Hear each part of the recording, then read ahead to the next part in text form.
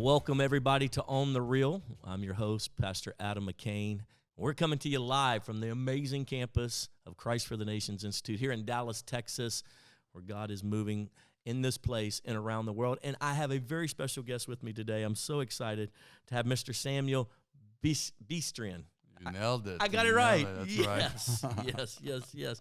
And Samuel is the founder and CEO of ROMA Boots and a graduate of Christ for the Nations. Correct. Yeah, and you guys are just doing amazing things around the world, your company, your ministry, your influence on, social media, and just how God is using you to change the planet.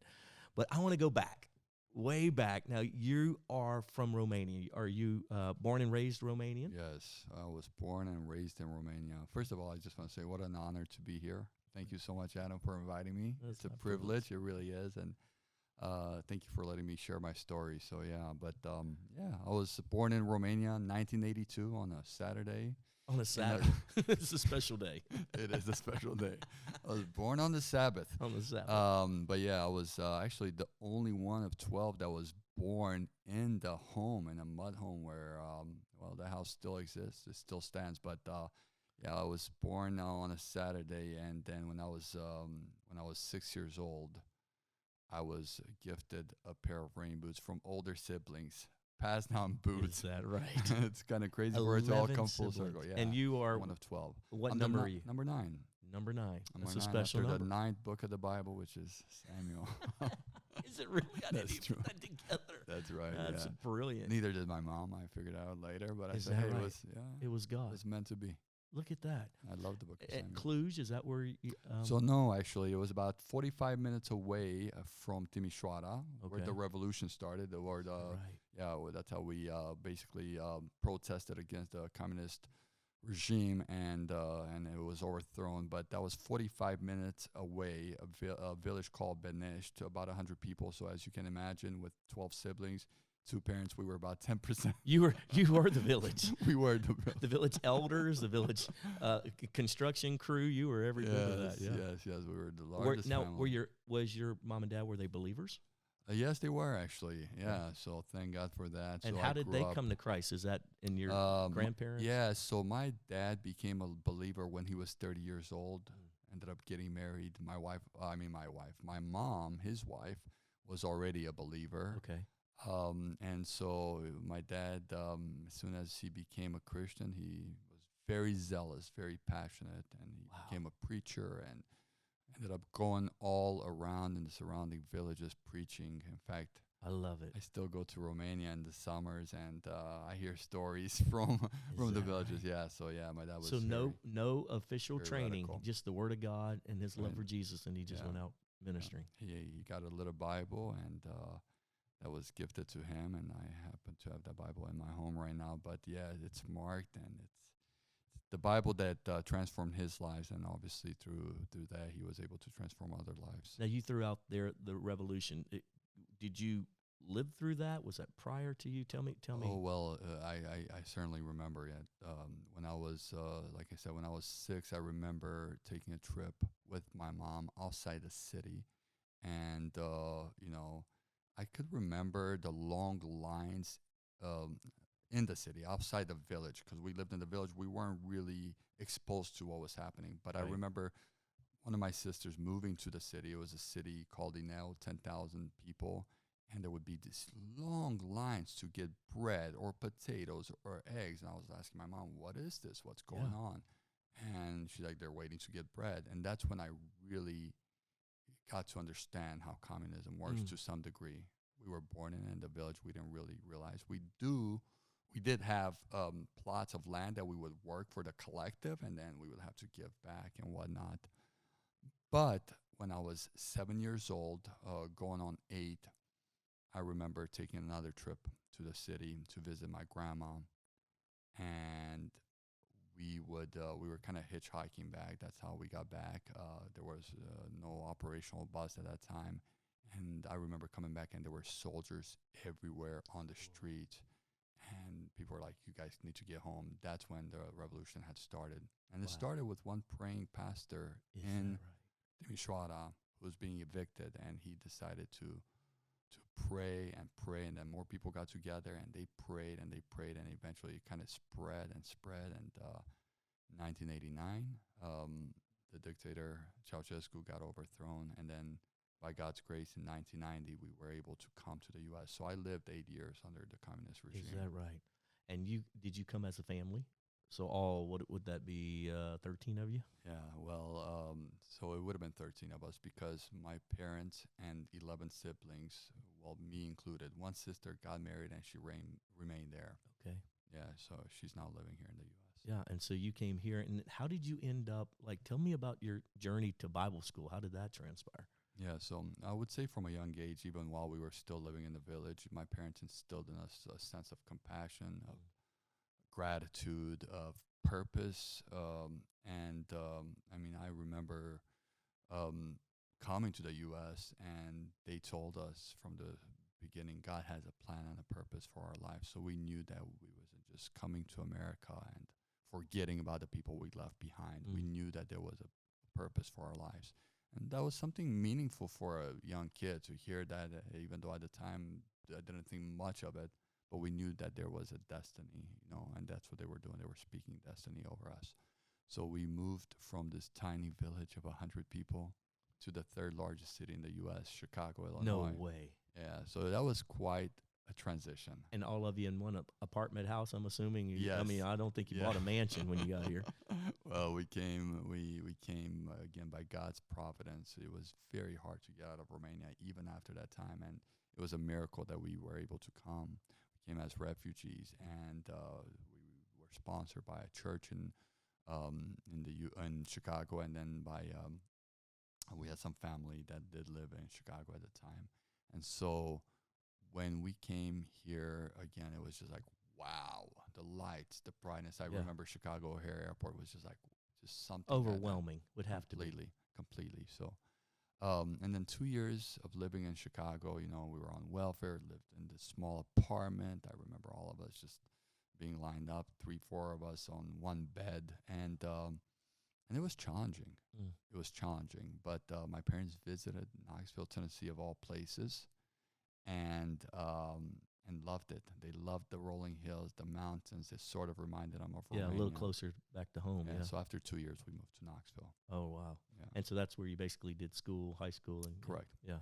So, and unlike the melting pot of Chicago, yeah, Knoxville, Tennessee was a lot different, especially in the early 90s. Yeah, you would have been probably the only international person at your school. If I had That's to guess. right. Yeah. That's exactly right. You and your 10 siblings, minus your sister. Well, I had a sister, my oldest sister and my brother, so they remained in Chicago, and they're the ones that discovered through some friends CFNI, and that's what happened. So they ended up going to CFNI straight from Chicago. Okay. The rest of us went to Knoxville, and Knoxville was such an interesting experience.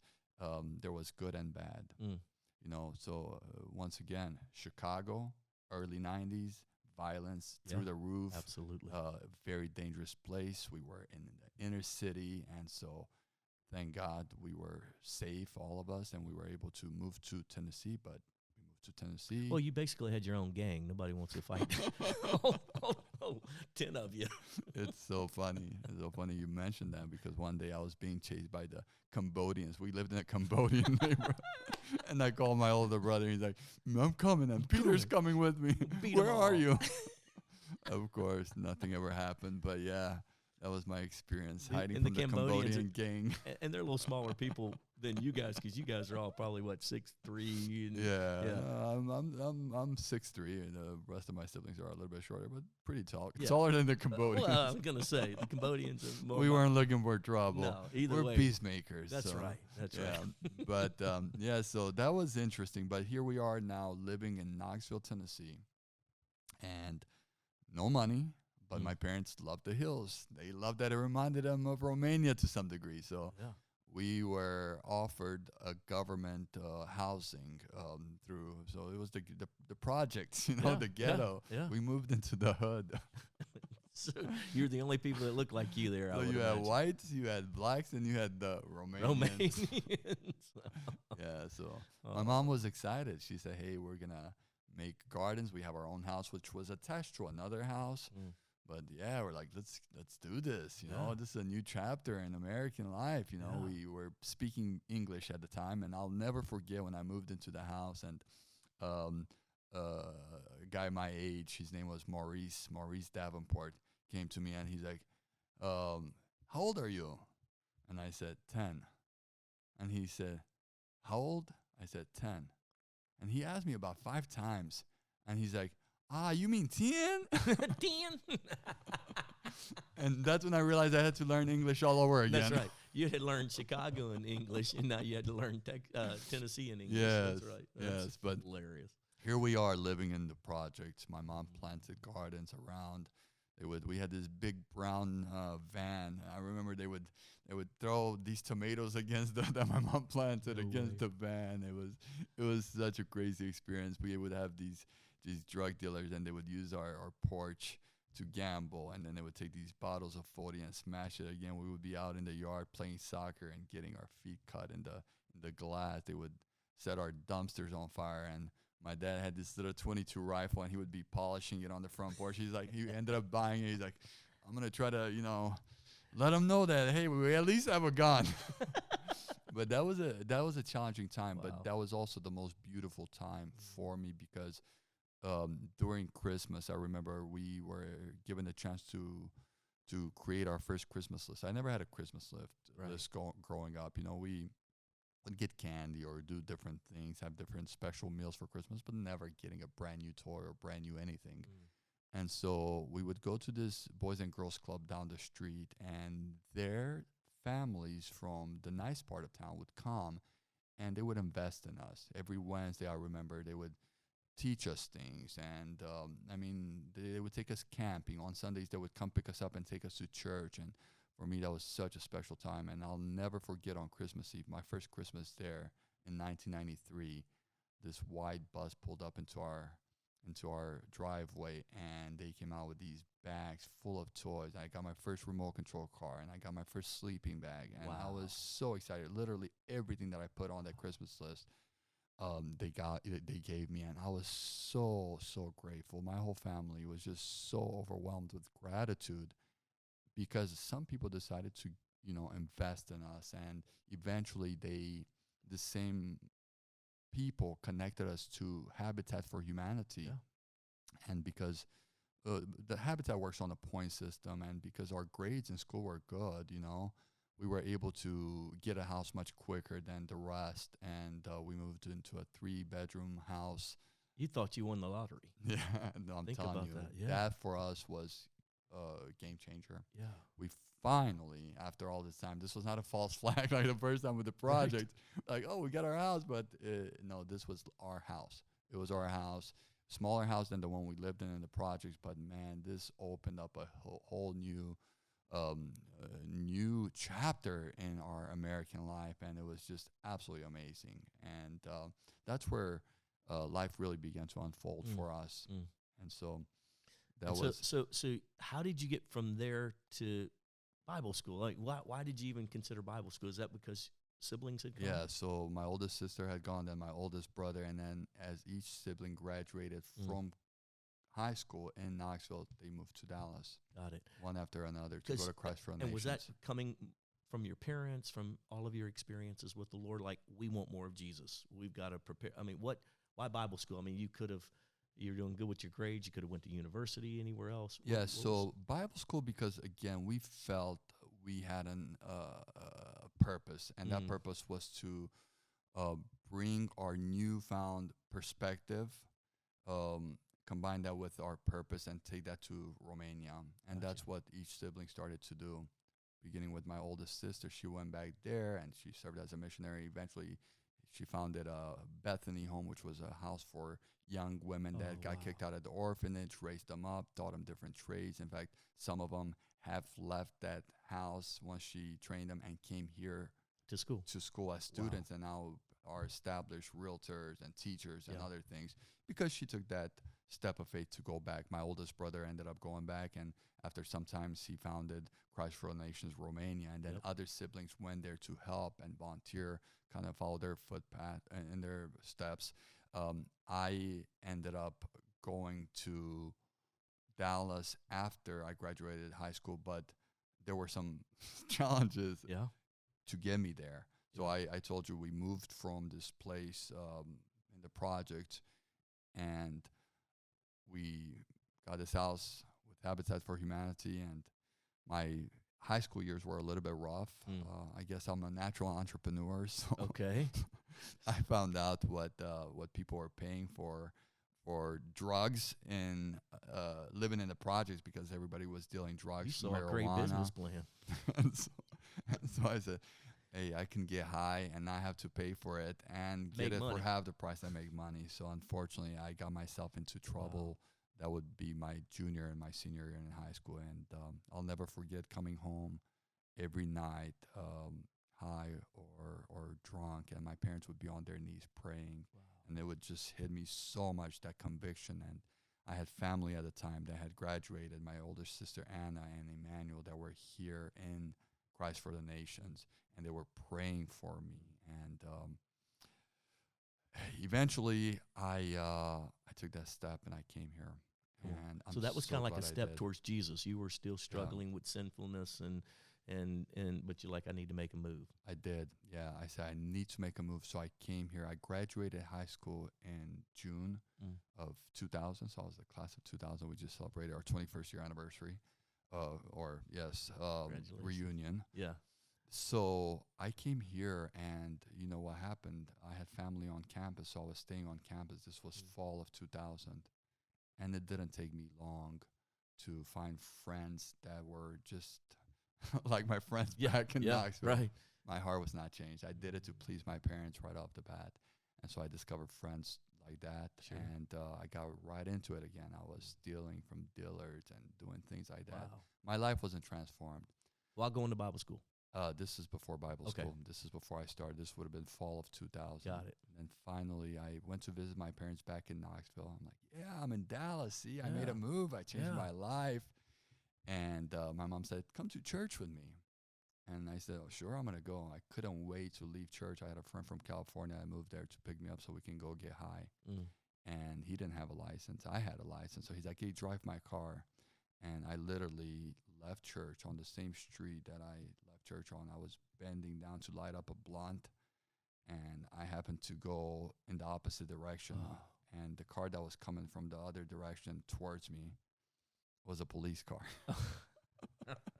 Please tell me you didn't have a head-on collision with didn't. a police. I tried to run. It didn't work. No, it didn't. I ended up getting pulled over, and that's the rescue that needed to take place for the Lord to grab a hold of my heart. And I said, you know, I could fool my parents. I could pretend. I could lie to everyone else that I've changed my life. I'm in Dallas now. I'm going to go to Bible school. If this is the way I'm going to start Bible school, you know, why am I even going to do it? Right. And so I decided then that, God, I'm going to give it all up. I want to be 100%. I want to quit everything. I'm going to break away from my friends, and I'm going to follow you wholeheartedly. And 2 days later, I went back to church, this time without my mom knowing, without my mom even being there. They had a revival of sorts, and I was baptized with the Holy Spirit. And that was on October 21st, 2000. And I never looked back. That's awesome. Since then, I followed the Lord. I came here. God ended up changing everything with me getting a job for Delta Airlines, with me starting school in January. So you're going to Bible school while working at Delta Airlines. Yes. Which is a pretty miraculous job to have so as Bible school student. Correct. That was also a miracle. So I came here, and I applied at both for a job. Yeah. So I was 18 years old, and so I applied for the school, and I applied for Delta Airlines, and I was accepted. I was hired for both, and I had to make a decision because the day that the Bible school started is the day that Delta Airlines training started for 2 weeks. So that was... You're going to miss 2 weeks of class, which means how are you going to pass Bible school? Correct, yes. I remember meeting with the dean of students, and he said, hey, you could only miss 11 days altogether. So if you're going to miss 2 weeks, this leaves you with 1 day. I wouldn't recommend it. You're going to have to make a choice, one or the other.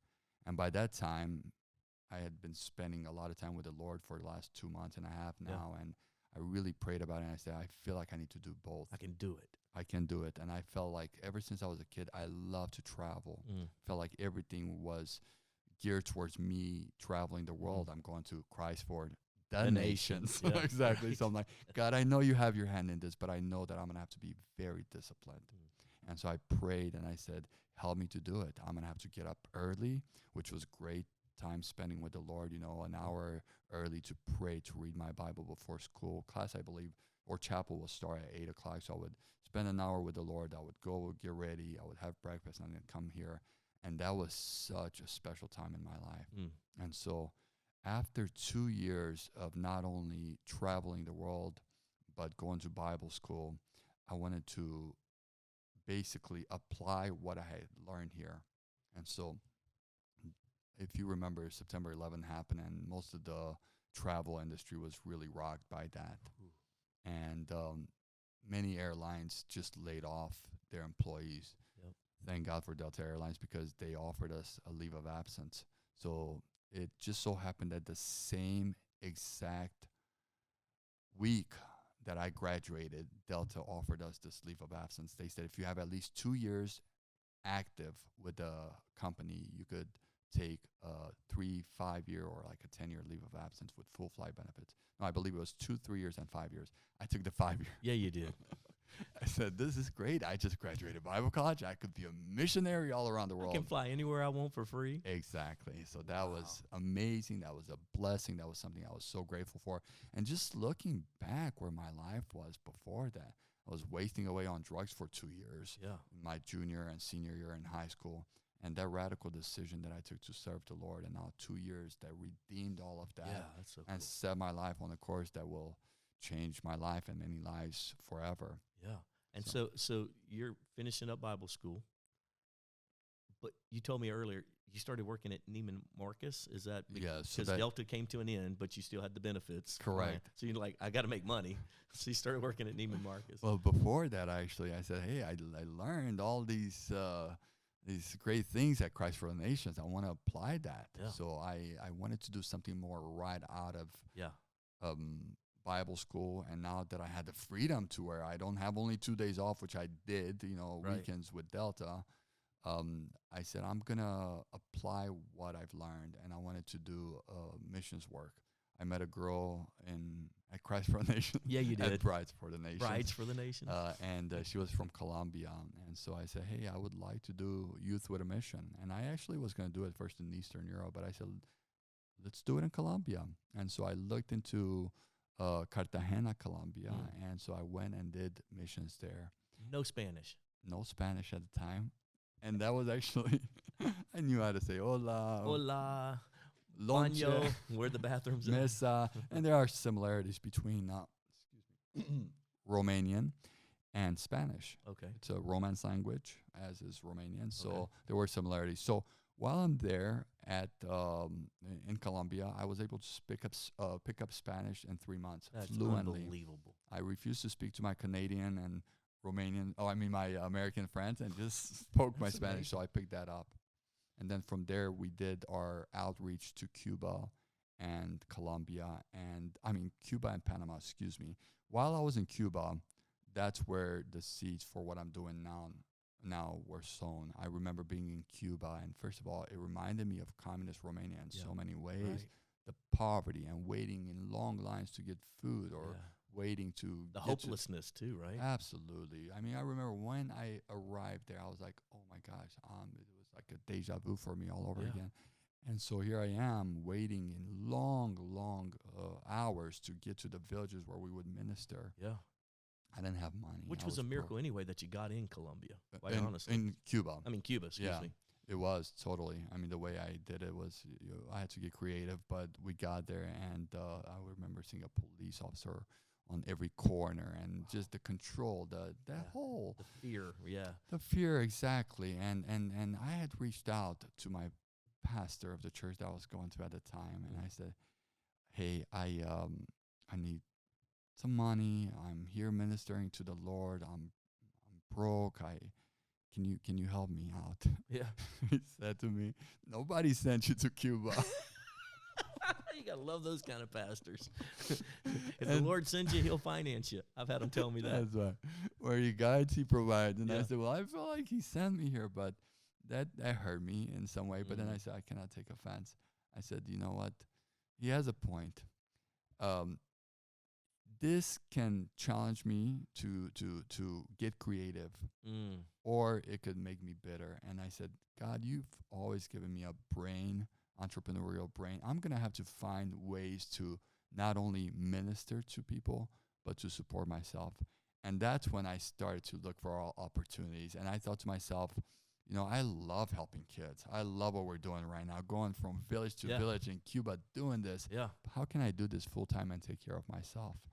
And so we finished YWAM, came back to the U.S., and I ended up getting married. And we started a family. I needed a job. Yep. And I started working for Neiman Marcus. So you picked up a job at Neiman Marcus, of all places. Yes, sir. So I needed to provide. I'm a married man. Yeah, you are. I have a baby on the way, and I need a job. And I just so happened to get a job at Neiman Marcus. They needed temporary employment, temporary help for the holidays. And so my job was to unpack boxes from the truck. I started at the bottom. And later on, I got promoted to folding sweaters. There you go, a big promotion. So I knew that God was providing, but I didn't really understand how much he was providing because Neiman Marcus ended up becoming the platform that I needed to start my own company, which right now, obviously, God has blessed in many ways. But here I am working at Neiman Marcus. In fact, I had to pick up another job. So I was working for the American Airlines at the American Airlines Center in the evenings, in the mornings at Neiman Marcus, just really bootstrapping, doing all that I can to provide for my wife. I was living on Christ for the Nation. Is that one of the campus. apartments in Alumni? Yeah. Absolutely, which was also very helpful for me while I was making this happen. And eventually we moved out. Which made it easier. I was closer to Neiman Marcus. We moved into North Dallas. And I'm there, and I feel like, okay, God is continuing to provide. You know, like I said, I started unloading boxes. Now I'm folding sweaters. Next, they moved me on to the third floor into the fur department. And then the fur department. Fur coats. Right? Here I am assisting with women getting their furs out of storage. I mean, imagine they pay $150 just to have their furs for during the hot months in a fur vault. This is a whole nother level of... I'm being introduced to opulence where people are spending $5,000, $10,000 in a few seconds, and I'm thinking to myself, man, this is what I make all year. Right. I was like, is this really what I'm called to, God? My brothers and my sisters are missionaries in Romania. Wow. I ended up getting married after YWAM, and now I'm here in Dallas, and I felt like, what's happening? I'm losing my vision. I'm losing my mission in the summertime because I'm not selling fur coats or I'm not working that, the department was kind of slow, as you can imagine. Sure. So I was able to travel to Romania. At this time, I'm flying for free, so I'm not having to spend money, and I'm going there and I'm seeing, what they're doing. I go back to Colombia. I see the need. Yeah. I'm traveling to other countries. I'm like, what am I doing with my life? I'm working for Neiman Marcus. And there's all this need around the world. So in my mind, I keep thinking of my experience in Cuba and working with those little kids. And I'm thinking, what can I do? I need to be able to do something because I want to do what they're doing in Romania. Right. I want to do that in Colombia, where my wife's from. I want to be able to give back somehow. Right. But guess what happens at Neiman Marcus? I keep getting promotions and promotions and promotions. And so I'm like, is this a promotion or is this a trap? So eventually from fur coordinator, I get into sales, and I do really well in sales. I ended up leading our department to the #1 department. We were competing with Michigan Avenue. And I'm going to tell you how you did it. Because you had that experience with all the gangsters selling drugs. So you started selling fur coats to all the drug dealers. I started early. Actually, let me tell you, before I was selling drugs at my new school in the country, I was selling firecrackers when I was 10. You've always had side hustles. That's hilarious. Yeah. All right, so now you're really... But now I'm selling fur coats. I went from fireworks to marijuana. to fur coats. coats. Yeah, so here I am selling fur. In fact, I sold $110,000 fur coat, a lynx bellies coat. I'll never forget. But it was on sale. It was actually $220,000. So it was out priced at $100,000. Yeah. Wow. So I sold it to a well-known Dallas socialite. But yeah, so God blessed, and here we are. I remember in 2007, we are the #1 department of all the Neiman Marcus stores. We even Really? built, we beat Short Hills. I mean, all the cold states. Wow. And this is New York? Dallas. Yeah, right. Yeah, I mean, New York. wow. We Michigan Avenue. Right. And so we became #1 while I was department manager. I got promoted to department manager. And I'm thinking to myself, wow, this is amazing. But I am like, God, I know that there's a purpose. Yeah. Mind you, I was the only straight fur department manager. You were the only straight and the only believer, I would imagine, too. There were other believers on the 3rd floor, but I was the only straight guy. Wow. And then, I mean, the 3rd floor, you had precious jewelry, you had, all the fine clothing and whatnot. Sure, Obviously, sure. that Neiman's is full of that, but you had a lot of that. So, the fur department, I was actually the only guy that was straight in the fur department. So, and I would always be very open about my faith. Sure. In fact, I worked with 3 Jewish ladies who were there. They would get a discount, so their husbands are doctors or lawyers and whatnot, and so they worked there just part-time. But I remember when I would come in there, like, oh, here comes Billy Graham. Here comes Billy Graham, the Romanian Billy Graham. It was so funny, but we had so much love for each other, That's and they awesome. respected me. I respected them. But I know that God had a purpose for me to be there because, somebody needed to speak about God at Neiman Marcus. Oh, and you're learning how to engage with socialites and people with money. Correct. Oh. That's actually, you're making a very good point, because I remember in 2008 it was, my flight benefits with Delta came to an end. Were coming to an end. My 5-year, It come to a close. And Delta gave me an option. They said, hey, you got to come back or you lose your flight benefits. So I said, what do I do? I cannot leave. I have a great paying job as a fur department manager here. I got a house now, living in Lakewood. Things are going well. I have a 2nd child on the way. And I thought about it. Again, it was one of those tough decisions that I really had to hear from the Lord and pray.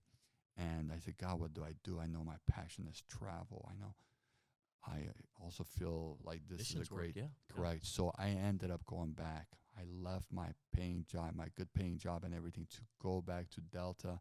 This time I'm not packing airplanes like I did when I was working, when I was at CF&I, and working on the ramp, parking airplanes. This time I'm working at a counter as a gate agent. But nevertheless, I went back and I'm like, some of the people in first class who bought fur coats from you probably like, Samuel, what are you doing? What are you going down? Oh, that's that's funny. awesome. That's probably what happened. So here I am back at Delta Airlines. And during this time, I wrote a book. It was a very trying time for me. I had to move to Columbus, Ohio. My wife didn't want to come. She would come in and out. So it was a very hard time.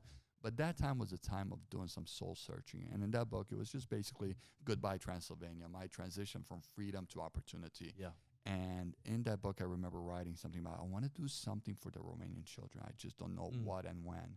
Well, it turns out that in 2008, we had a recession. Yeah. Delta again said, hey, if you have at least 5 years active or inactive with us, we will match those years. Guess what? I couldn't wait to jump on that. Yes, you did. Which I did. September of 2008, I came back to Dallas. Neiman Marcus called me right back. And in that time at Neiman Marcus, and this time they had me traveling for them as a fur director. So it was a promotion. Yeah. Again, God's hand was fully in all of this. Turns out that I knew I was going back to Neiman Marcus, but only for a temporary time, because that time at Delta really gave me all these ideas to think, time to search Think and whatnot. about it. You're learning the industry with selling product and all the connections you're making there, and you have the industry knowledge of traveling, flying, place to place, connecting. So it's all coming together. Correct. I knew it was going to be a merging of all that, those things. So I knew when I was going back to Neiman's, it was not going to be another career. And I remember even talking to my executive team at Neiman Marcus, and when I told them that I kind of like my ambitions were not to grow, they say, hey, you could manage your own store here. Yeah. Why don't? And I said, no, it's something else. I'm looking for something more meaningful, more purposeful, something that my parents instilled in me at a young age. And I felt like it's not here. It was here for a season, but there's something else. Guess what? A month later, Tom's Shoes is launching at Neiman Marcus. So I got Tom's is the one-for-one shoe company that has become very popular around the world. And I had a chance to meet the founder, Blake McCoskey. And I asked him, I said, Blake, have you considered doing anything for kids living in cold and wet climates? Or do you do anything for kids in cold and wet climates? And he said, no. Immediately it clicked. I said, somebody has to do it. And so, long story short, I finished my season. Let me pause you. Do you think you'd ever met Blake at Delta Airlines? No. You met him at Neiman Marcus? Yeah. Because of that connection. Yeah, so I had to, I Wow. left, I came back, and I mean, the way things worked out was that I would come back, and a month later, I would meet Blake McCoskey. Unbelievable. And so I knew then that that's what you had to do. that's what I had to do. I'll never forget, he had a ping pong table out there. He was playing if you beat him in ping pong, you get a free pair of Toms. He created a special exclusive pair of Toms for Neiman Marcus because the canvas shoes, obviously, right off the bat, were not that expensive. What he was offering, so it had to be more expensive so Neiman Marcus can. I've never seen those, by the way. Well, not that exclusive. But I was very inspired by him, and I remember a friend telling me to do something with footwear before, and I just kind of put it in the back of my mind. And here I am thinking about Cuba and Colombia and working with kids, and maybe I can give back and help them and do all of that. So I was going up the escalator from the second floor to the third floor, and it just hit me. I couldn't escape that thought of doing something for the Romanian children, but not with canvas shoes, but with boots. Wow. And so I set out to do that. I said, I'm going to finish my season here at Neiman Marcus. I'm going to work really hard. I'm going to save some money. I have all these fly benefits again now. Right. I have 10 years of free travel, ahead of me. And I don't want to be bogged down by this job. It was a great platform. It was a great bouncing board. But, I'm going to wait. And in the spring of 2010, I'm going to put this thing together, and see what I can do. And that's exactly what happened. Wow. And so you got straight into the industry, and you're finding distributors. I mean, this whole thing. Well, that was a challenge. I have to tell you, when I left Neiman Marcus, I told a couple of my clients, hey, look, I want to start a rain boot company. And they said, hey, well, what do you mean? I said, I want to do something similar to Tom's. And so they asked me what I needed help with. You're kidding. I said, I don't know. I mean, financing, everything. So these are my customers, And now they're like, hey, let's help you come up with a name. Let's help you do this. I started from scratch. Mind you, I was not selling footwear at Neiman Marcus. Right. I was selling fur coats. So I had no idea what I was doing. I had a lot of passion. I felt like this was my purpose, but I had no background. I've never started a business before. Right. I've worked in sales, and that's it. So I said, where do I start? So April 3rd was the day that I left Neiman Marcus, which happened to be my birthday, which was also a Saturday, which was just a divine coincidence. There you go.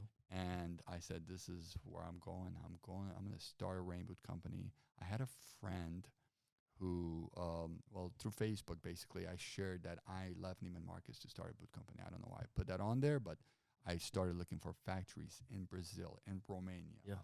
The whole idea was to create a boot company where I would be able to sell a pair of boots, donate a pair of boots, and proceeds to educate these kids. We always felt like if you feed a child you give a child a fish, you feed them for a day, you teach them how to fish, you feed them for a lifetime. Right. And we knew that just giving them something is not going to help them as much as investing in their future. Right. But we knew that it was a very basic and urgent need to have a pair of rain boots. So that said, I put that out there. I said, I want to do this similar to Tom's.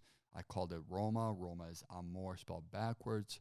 Amor is love, Oh, wow. And so we felt like love had to be the motivation. Mm. If it's not love, it doesn't matter how big it grows. I said, God, keep me grounded and let this be based in love. Yeah. And let my heart be pure. And I said, I don't care if we're never going to grow big.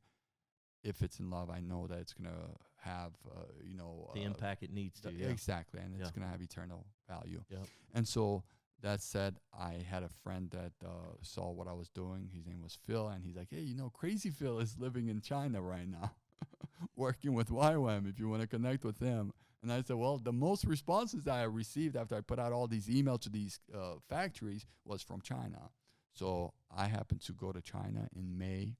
On which your is- on your free travel to see a friend who's a YWAM That's right. missionary who has friends in this industry in China because he's working in China as a missionary. And a friend that I met at Christ for the Nations, Wow. in 2001. Wow. So I went to China, and Phil and I went and visited factory after factory. We found some factories that were just, I was like, I'm here to help kids, not to have kids make my boots. So I'm telling you, I had almost given up. I was trying to take pictures. I had no pictures, no pictures. And here I am thinking to myself, oh, God, I should have listened to my executive team when I told them I wanted to leave to do this. They said, oh, it's going to take 2 years, 3 years. You need prototypes. You need funding. You need this. You need a business plan. You need school for this. This is not going to be easy. This is going to be hard, and you're going to need all of this. That's exactly what I was told. So I was so discouraged. Sure. And here I am thinking now in China on my 5th day there, after visiting all these factories with Phil, I'm hearing the words of Malcolm Rubin, who is the one that said, no, why are you leaving a good paying job right now? Why are you doing this? It's a bad idea. And we're in a recession. Right. If you remember, that's 2008, 2010, we're in a recession. And I'm like, but God gave me this idea. God, I know if you led me all the way here, you're not going to abandon me now. Abandon me. You're going to be faithful until the end. Or did I hear you? And so here I am, my last night in China, or before my last night in China. I reach out to a friend, and she's like, you should look into this other place too. There's other. And so I get connected to a gentleman who his name was Kevin, my age, lived in Nanjing. So I took a train from Shanghai to Nanjing. I visited him. We got to know each other. He became a brother to me. And to this day, I'm working with the same factory, with the same agent. Kidding. A month later, I got my samples, and here I am looking at these boots that arrived in the mail through UPS. I'm thinking to myself, ROMA Boots, I see it, rubber boots. I looked at them and I said, God, am I ever going to see these boots on the feet of people in the city or anywhere else? And man, I got to tell you, the way God made it all happen, I just cannot tell you how grateful and how blessed I am. We were given through a connection at Neiman Marcus a free booth at the Dallas Market Center. Wow. This all happened. At the Dallas Market Center, a customer of mine from Neiman Marcus sees me and says to me, well, this explains why I haven't seen you at Neiman's. What are you doing now? I said, I started a boot company to help kids in poverty. And he's like, well, how cool. I need to connect you to my good friend who's the editor of the Dallas Morning News. No way. Yes. The Dallas Morning News has me come in. They do a big story on me, which happens to... You got what, like 50 boots? That's all you got. At that point, I have 5 boots. I have 5 boots. When you go to these trade shows, I don't know if you've ever been to one. Yeah. But everybody's got their own booth, embellished and nice, line sheets and catalogs and whatnot. And you got some mints in a bowl. I have 5 boots. I was there with my brother Abel. We had a brown rack and some 8.5 pages that I printed out that had the prices on them. Oh my goodness. I'm telling you, it was quite embarrassing, So but they- never despise the day of That's small right. beginnings. So they do an article on you. So yeah, they ended up doing a story which went out in October. Was published in October, and let me tell you something. Between June, because April I left Neiman Marcus, May I was in China, in June I received my samples 2 days before the market. That's hilarious. So between June and October, I'm trying to raise money. Yeah. I want to produce 5,000 boots to sell and produce 5,000 boots to sell. give and away. I Right, need right. money. Right. And I cannot get the loan that I thought I was going to get. Oh my I goodness. cannot borrow money. We're in a recession. Banks are not giving. My credit was Right. bad. So what do? I sell my car. I pawn things. I had bought these fake watches from China. I'm putting them on Craigslist. True story. I'm telling you everything at this point, Adam. But it's on the reel. That's what this is, on the reel. Yeah, so I'm doing that. I'll never forget going down Greenville to some pawn shops, and I'm like, Greenville. here's, I got this. I got Dallas. this Louis Vuitton bag. If you're not from Dallas, don't go down through Greenville. So I'm pawning things that I got from China because I need the money, to be able to fund this new operation. There's one good thing about having 11 brothers and sisters. All you need is $100 from each, and all of a sudden you have your deposit. So I borrow money from family and friends, and I was able to come up with some money, but it was not enough. It was enough to initiate production. Yeah. And I'm like, what do I do? And even the money, I got to pay it back. What if this bombs? So guess what? Neiman Marcus calls me back. They say, hey, I know it's pretty hard. That summer, I ate milk and cereal for breakfast, lunch, and dinner. I was broke. My wife was like, why did you leave? Why did you leave Neiman Marcus? So Neiman Marcus called me back, and October 1st, I went back. On October 16th, I was traveling for them now, and I remember coming into I think it was the Willow Bend store, and I'm there with a fur caravan selling fur coats, and this lady walks in, and she's like, oh my gosh, you're the guy. She's got the article. She's got the article. She's like, you're the guy in the article. And she's like, you're the boot guy. And she's like, I just read that story. It's a big story. I had not even seen it yet. She's like, that is so amazing what you're doing. And so I just realized that all of this was divinely engineered, and God had his hand on this. And so here I am back in Neiman Marcus. I was able to make some money to continue funding this. I'm leaving to China sometimes at the end of October to check on the production. I still needed $25,000 to make this happen. As I'm boarding that flight out of Atlanta to Shanghai, I get a call. Hey, what's your bank account? I'm wiring $25,000 right now to your account. You'll have to pay me back when you can. And that was all that I needed to be able to produce 5,000 boots to sell, 5,000 to donate. Wow. God brought it all together. I said, hey, I also have a job now, so I can provide for my family. And eventually, if the boots don't sell, I can pay you back. So that's how it all came to be. Tell me the moment where you saw kids put the boots on for the first time. Well, so here I am working at Neiman Marcus now. I produced these boots. These boots got shipped to Dallas. 10,000 boots, 5,000 ladies' boots, because the idea was to sell women's boots, to donate kids' boots in red, yellow, and blue. And I needed I needed to take a week off to go to Romania to donate these boots. And if you don't remember 2010, it was some of the worst snowstorms in Europe. That's right. Flights were canceled everywhere. It was remember. Terrible, absolutely terrible. So here I am. I took only 5 days off to go to Romania to do this boot drop. We had just shipped the boots about a month earlier. On November 29th, actually, we partnered with American Airlines, who said, hey, we want to help you with this. They helped us ship the boots to Romania. November 29, by the way, 2010 is when we did that.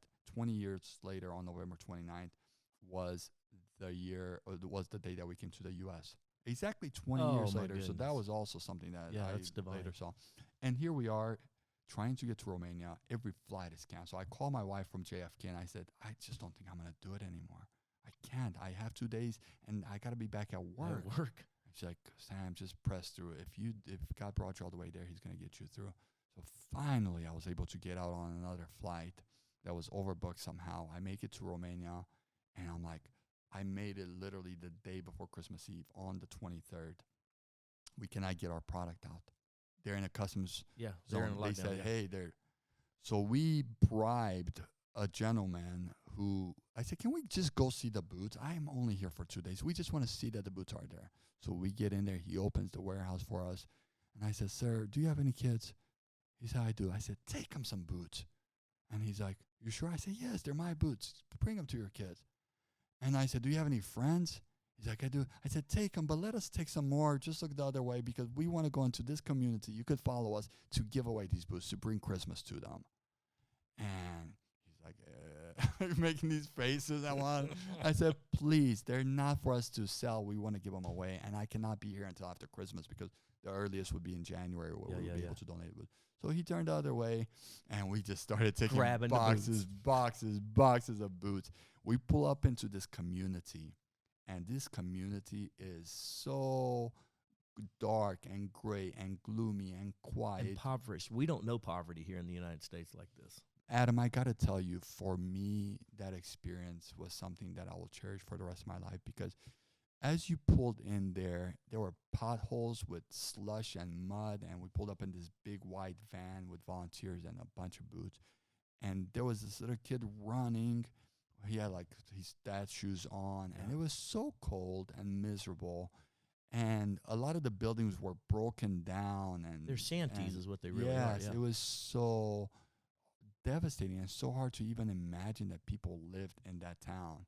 And you would hear a random dog barking every now and then, and the echoes, and you would see like smoke from the chimney and smell. It just didn't feel like Christmas in any way whatsoever. Wow. And I'm thinking my daughters are probably with my wife and Neiman Marcus right now, or at North Park somewhere, you know, just enjoying the colors, the festivity, the lights, and there's nothing indicating that Christmas is here.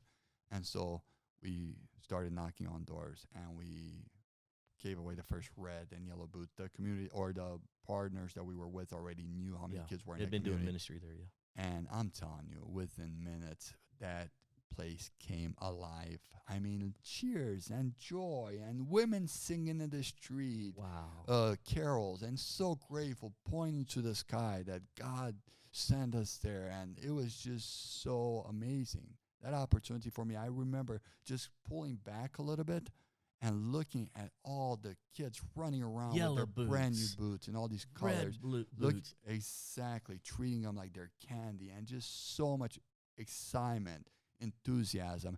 And that's when I said, now this all makes sense. The sacrifice, the perseverance, everything. Wow.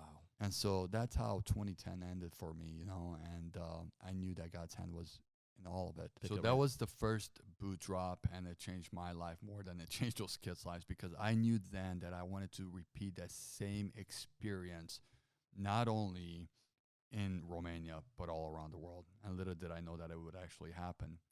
Turns out that over the course of the last 10 years, ROMA Boots has now donated boots in 30 countries around the world. We actually donated our first 10,000 boots last year during the pandemic here in the U.S. We have partners like World Vision, Convoy of Hope, Buckner International that have reached out to us. They say, hey, we have warehouses full of these other shoes that become a haven for bacteria, and the kids or the locals don't really find much use for them. We need rain boots. Rain boots are the most essential for kids living in poverty. They're protective, they're sanitary, they're durable. Kids can pass them down, similar to how mine were passed down when I was Back to a your kid. childhood experience. Exactly. I had no idea. God was involved in all of this. I told you at the beginning, because the motivation was Amor. Roma is Amor spelled backwards. And I knew that God would safeguard us from so many things, but also give us an opportunity to do something that is actually making an impact. Because here's the thing.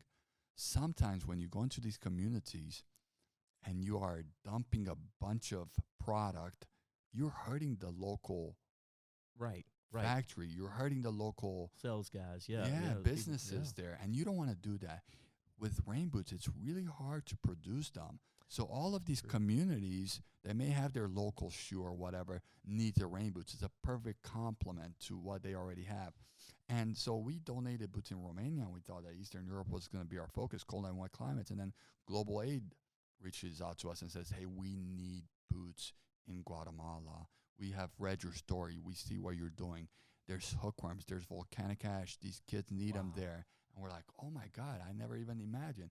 Then we get requests for kids living in refugees camp in Greece or in Afghanistan. Or, I mean, we just donated 5,000 boots in Afghanistan in December with World Vision. So, but in order to give away these boots, we had to sell boots. I, would consider myself a sales guy, but I never consider myself a CEO, or this entrepreneur. So I'm like, God, how do I do this? What do I do? Because of all this publicity that we're getting now, Good Morning America, Today Show, Mashable, BuzzFeed, all of them doing stories on on what we're doing. That Dallas Morning News article really galvanized us into where we began to get national press. Wow. And that was consistent. From 2010 to 2015, we were getting so much press that was good and bad. It was good in the sense that it was free marketing. I didn't have to really try to get to stores. After my first experience with that rack and 5 booths, only got 2 orders. I said, I don't know that I want to do this. Plus, the trade shows are not free. That one was, but they're normally not free. And so I said, I can't afford it. So we're getting free advertising through the publicity. So all we needed was a website. So we were selling product like that. But it never challenged me to find opportunities to really discover or build a business acumen to be able to launch this product at market. So for 5 years, free publicity. I'm not spending a lot. I'm still working at Neiman Marcus part-time, you know. I may do. In 2015, we finally said, hey, this thing is more than just a side experiment. Yeah, yes, let's quit Neiman Marcus. Let me go 100% into this. I put together a board, and I said, I want to give it all I got. Actually, that was in 2014. 2014 when I did that. I quit Neiman's in June of that year altogether. That year, we ended up growing by 500%. We did our first trade show in Atlanta. People were like, yeah, I've been reading about you. I've been seeing what you're doing. This is amazing. Oh, wow. I want to give your product a shot. And then the reorders started coming. And then we got into Nordstrom's the year after. We got into DSW. We partnered with Sadie Robertson, the whole Duck Dynasty crew. We created a booth for her that we launched at Nordstrom. And just like that, Roma started growing and growing and growing. And here we are now, you know, in 2021. Last year, during the pandemic, was our best year ever. Wow. Best year in the history of ROMA Boots. It was just absolutely amazing. The entire month of April, which is the month we were celebrating our 20-year anniversary, was our biggest month on record. We were featured on Good Morning America the entire month. Wow. And so 2021, where we are right now, not only have we donated, you know, hundreds of thousands of boots to these kids living in poverty, but we've actually built learning centers in Romania and Guatemala, and the boots are actually sold in over 2,000 retailers all across the U.S. Is that right? Are you in Neiman Marcus? I just got to No. know. No. We stopped doing the big box. You know, a lot of these big stores are struggling right now, especially department stores. So all of that, I mean, came not only because, you know, I pushed through and persevered, but primarily because the motivation was love. God's hand was involved in it. And looking back now, I said to myself, you know, had I not followed the path to go to Neiman Marcus, then maybe none of this would have come together. True. I could have gone to Romania as a missionary. Right. And that would have limited me because God gave me a brain for business, for sales.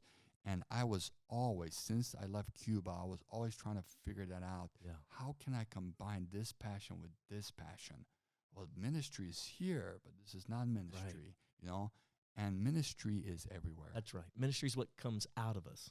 Correct. It's not what we do for a living. That's right.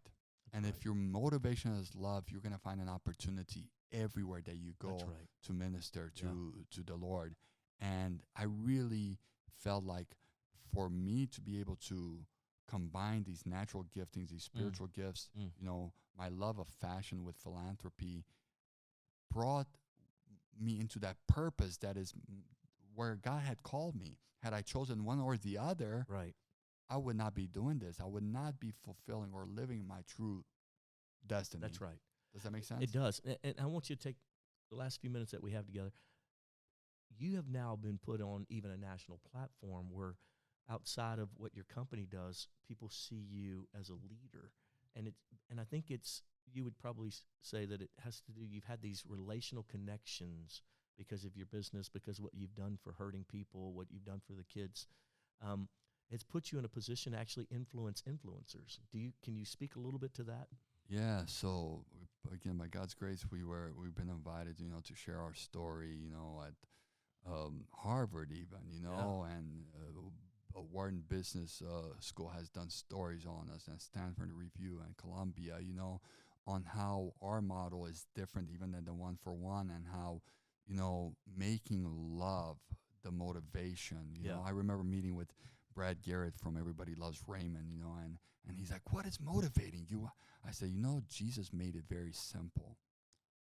Love God and love your neighbor. Everything hangs on that. And he's Jewish, you know, and he understood that the law and the prophets or whatever, or at least I hope he does. But it's that you love God and you love your neighbor, and let everything flow out of that. Perfect love casts out all fear. And there's fears that I've had, whatever. And I'm like, God, if I can be tethered to that love, I want to be able to be on the cusp of everything, because as believers, as Christians, we are supposed to be the pioneers, the innovators. Yes, absolutely. we are supposed to be. We operate in two different realms, and fear has no place in us. So because it has we're more courageous, we're more bold, we're more creative. We are tethered again to the Creator. So Christians should be the best in every field they're called to.